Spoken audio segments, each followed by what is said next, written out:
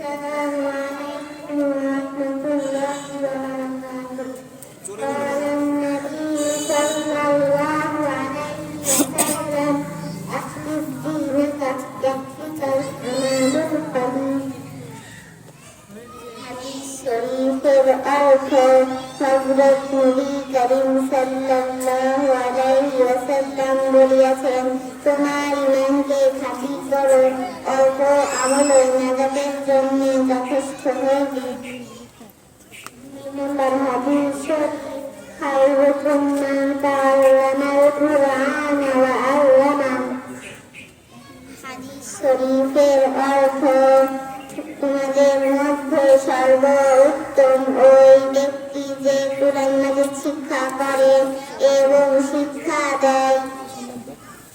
নম্বর হাদিস শরীফ, তালাবুল ইলমি ফারিদাতুন আলা কুল্লি মুসলিম।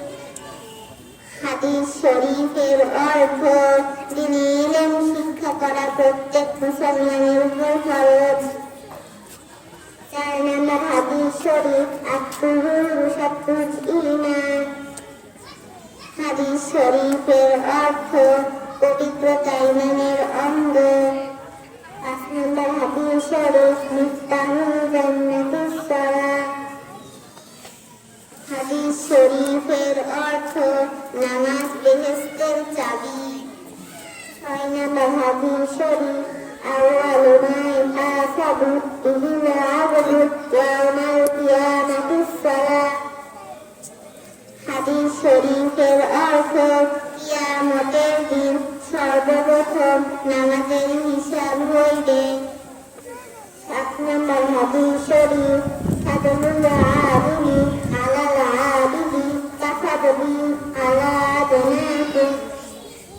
হাদিস শরীফের অর্থ, তোমাদের মধ্যে সর্বাপেক্ষা ছোট ব্যক্তি হইতে আমার মর্তবা যত বড়, বেলেম আবেদের চেয়ে একজন খাঁটি আলেমের মর্তবা তত বড়। 8 নম্বর হাদিস শরীফ, আদ-দুআউ ওয়াল ইবাদা। হাদিস শরীফের অর্থ, দোয়াই ইবাদত। 9 নম্বর হাদিস শরীফ, মান লাম ইয়াসআলিল্লাহ ইয়াগদাব আলাইহি। হাদিস শরীফের অর্থ, আল্লাহ তাআলা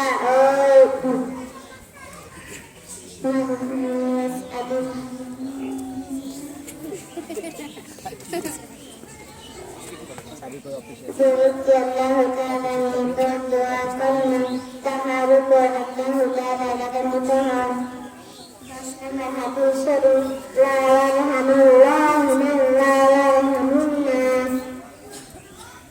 হাদিস শরীফের অর্থ, যে ব্যক্তি আল্লাহ তাআলা ওই ব্যক্তির উপর রহম করেন